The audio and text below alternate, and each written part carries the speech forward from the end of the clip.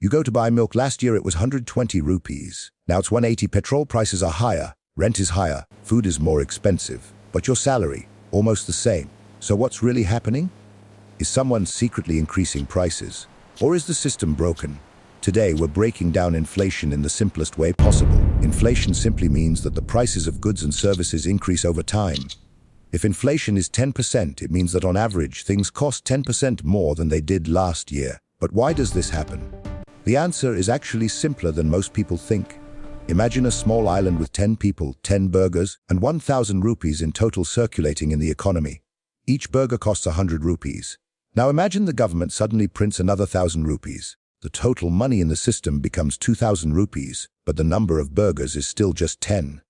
Now there is more money chasing the same number of goods. People start competing to buy burgers, and naturally, the seller raises the price. This is inflation. When the supply of money increases faster than the supply of goods and services, prices go up. But money printing is not the only reason. Sometimes inflation happens because the cost of producing goods increases.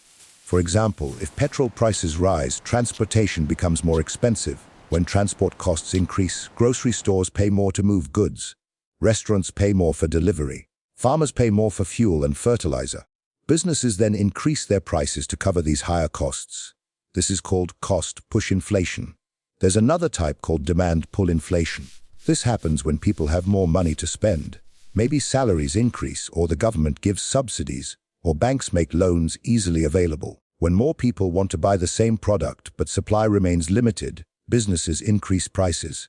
High demand and limited supply naturally push prices upward. Now here's the part that hurts the most. If inflation is 12% but your salary increases only 5%, you are actually losing purchasing power.